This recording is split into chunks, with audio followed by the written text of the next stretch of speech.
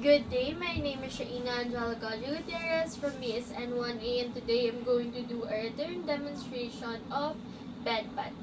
So prior to the procedure, I will introduce myself to my client and identify my client. So sir, what's your name? Yuan. Okay, thank you. So hello, my name is Shaina. I'm your nursing student for today, and I am going to do a bed bath on you. So this is important to lessen the microorganisms and as well as to maintain the proper hygiene. So do you have an idea of bed bath? Yes. Okay, so what I'm going to do is I will do some procedures that will make your better. You will make your feeling better afterwards. So is that okay with you? Okay. Okay, thank you. Then I will perform hand hygiene and provide privacy for my client.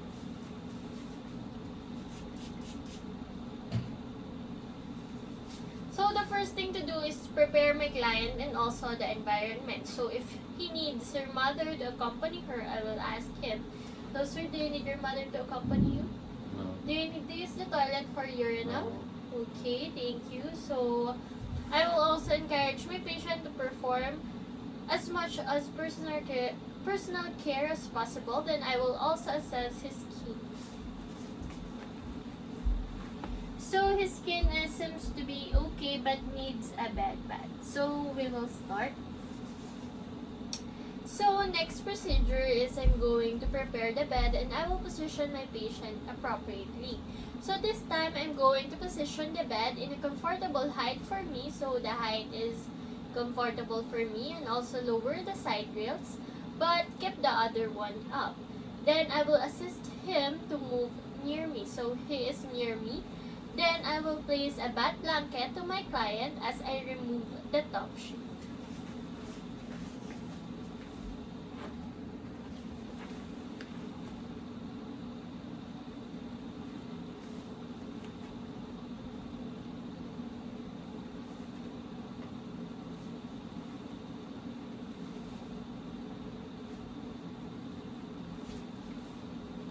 So sir, can you hold this bath blanket as I remove your top sheet?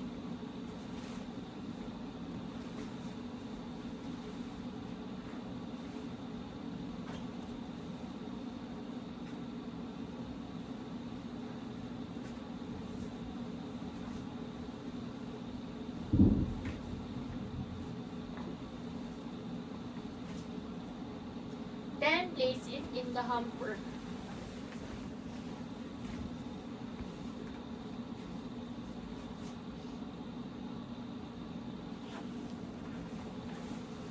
Then after that, I will remove his gown while the bath blanket is covering him.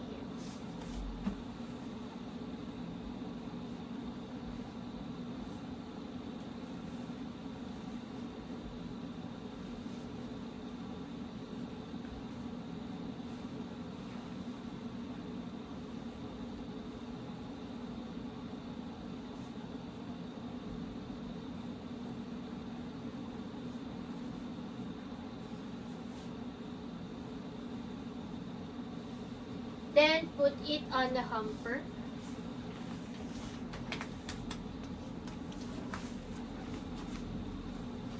Next is I'm going to make a bath mitt with the use of washcloth. So I will knead this cloth. So I will do this by placing a towel under the client's head, then followed by washing the client's eye. I will put the towel under his head.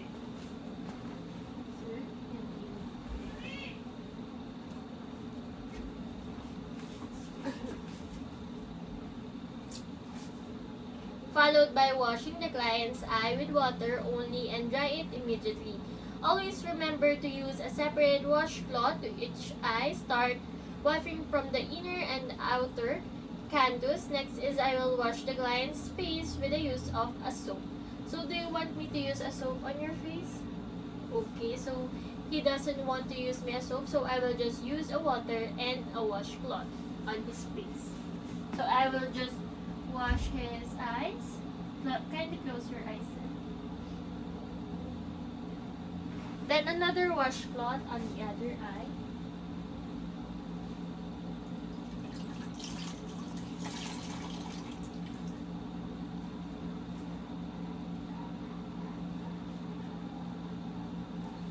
I knit it already. Then on the other eye, close your eyes.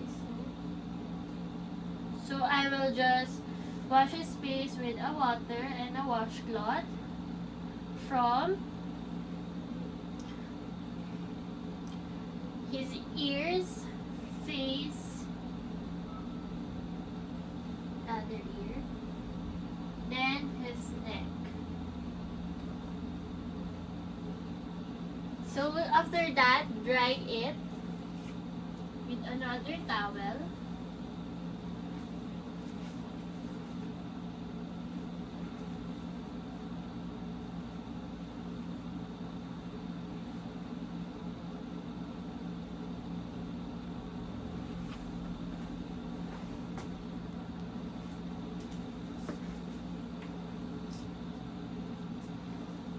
Then, after that, remove the towel under his head.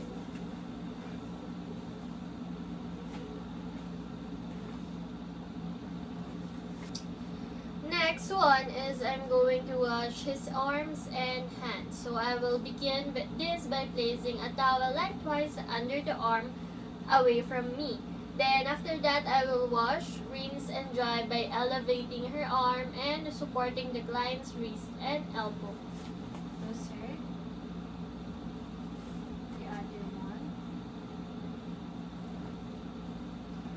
So I will put the towel lengthwise under his arm.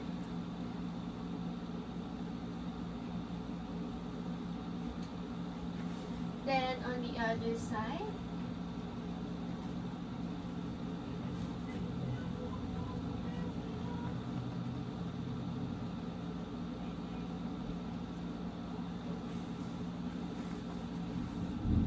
then I will meet again the towel.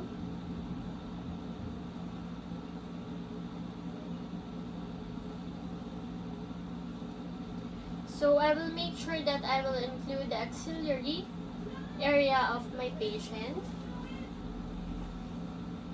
Then if it is necessary, put a powder or the other.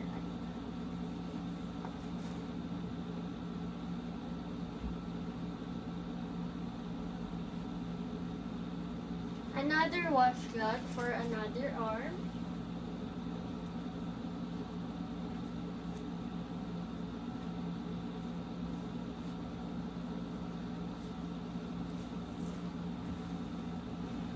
Include the axillary area.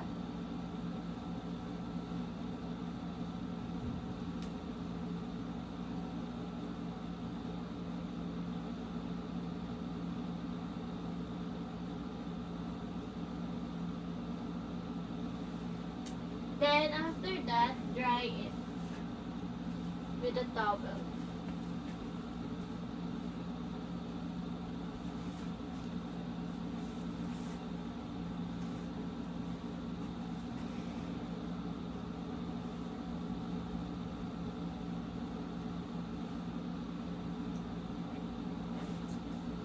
So, remove the towel under his arm.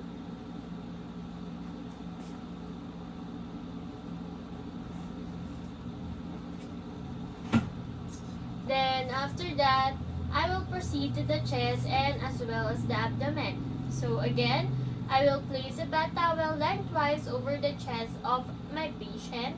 Then I will fold the bath blanket down to the pubic area.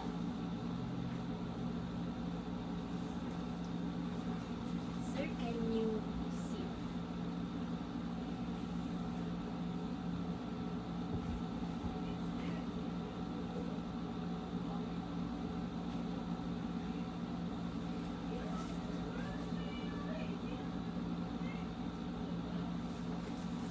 Then after that, I'm going to lift the bath towel of the chest. I will bat her chest and abdomen with my mitted hand using a long and firm strokes.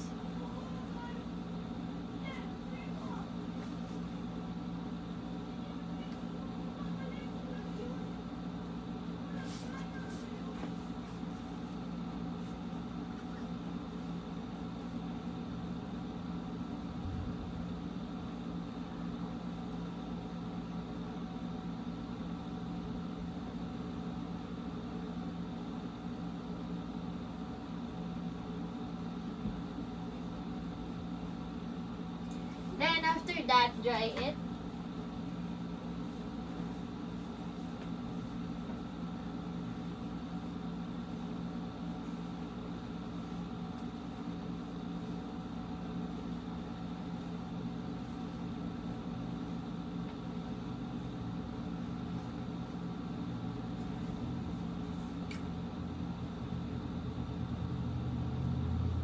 Then, before proceeding to the next procedure, I will provide another bath blanket for my patient.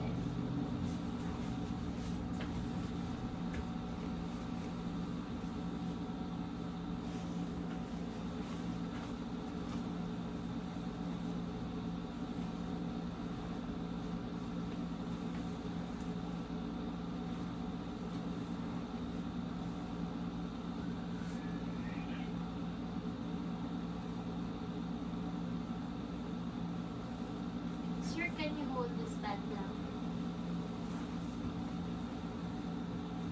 Then, put the bath blanket on the linen hamper. So, I will now wash the legs and feet of my patient. So, first, I will expose the legs that is far from me by folding the bath blanket towards the legs. I will keep the perineum area covered.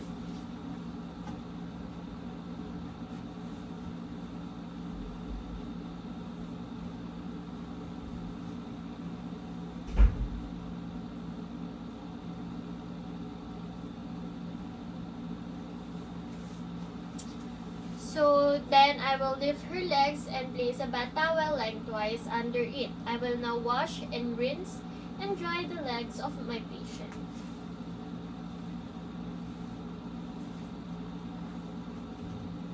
So can you raise your legs? The other one.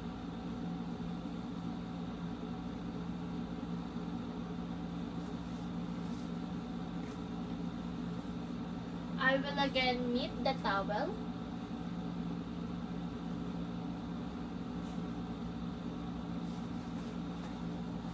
Then from the ankle onto his knees,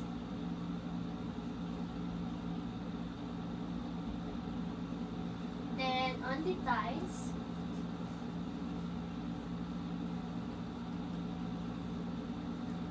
then the other side, ankle,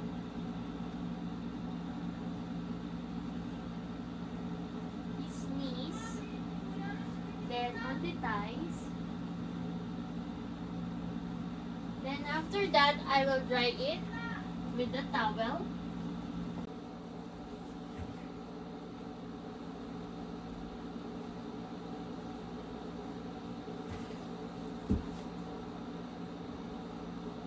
So in terms of feet, I will place them in a basin and I will wash and dry them, and I will also provide attention on the spaces between his toes.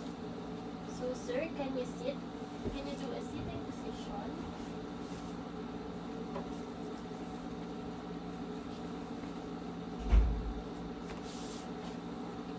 Put your feet on the basin.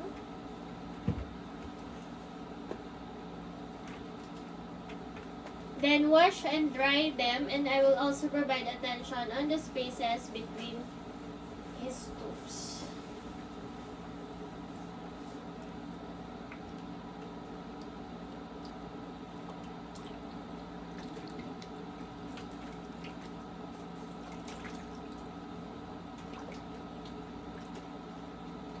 Then dry them.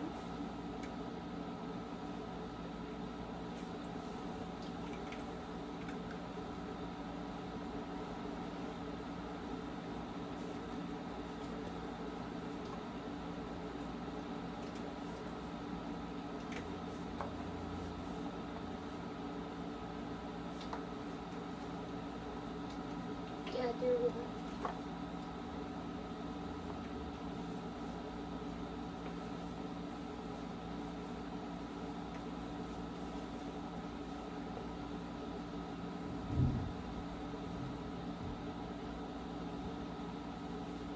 Okay, thank you. So remove the basin. Then now, I will proceed to her back and perineum. So, sir, can you do a supine position again?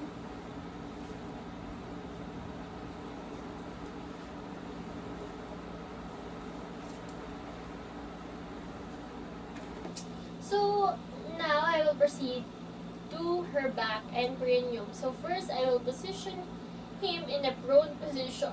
So, sir, can you do a prone position? Can you turn over?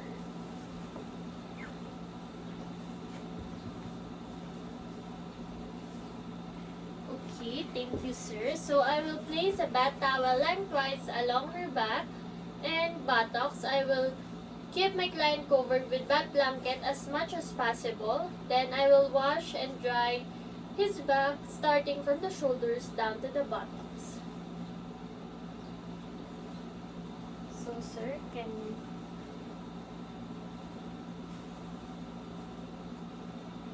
Okay. Then, expose his back down to the buttocks. Then, start to wash.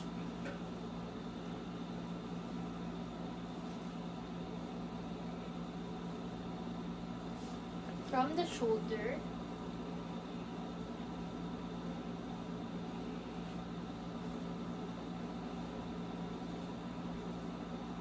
Don't forget the gluteal folds.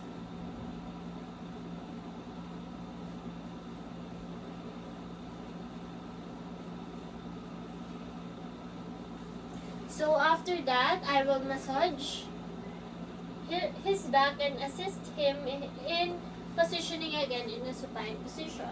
So sir, I will just massage your back.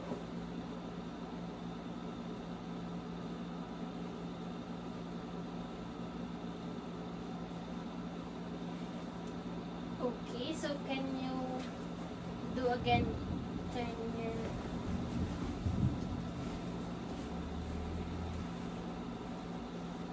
I will remove this towel. So last step for bed bath, I will assess my patient in grooming aids such as powder, lotion, and deodorant.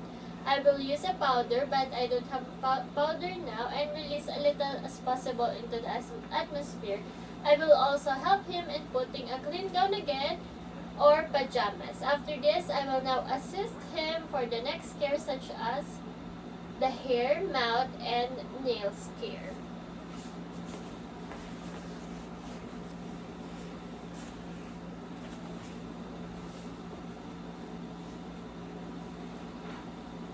Sir, can you put this on?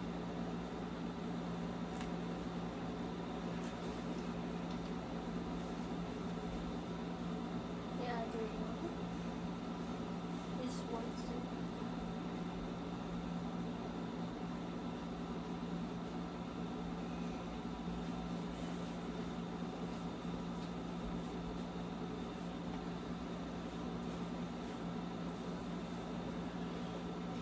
So,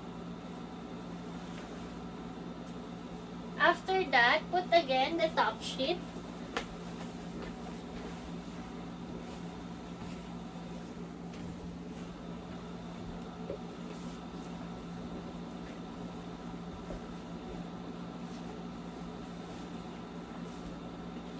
Sir, can you hold this? And remove the bath blanket.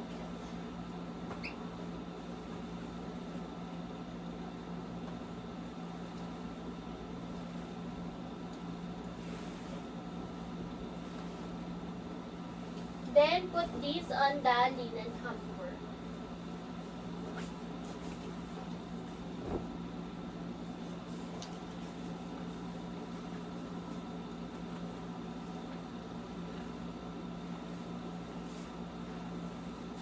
So lastly, I will perform hand hygiene and document all the pertinent data.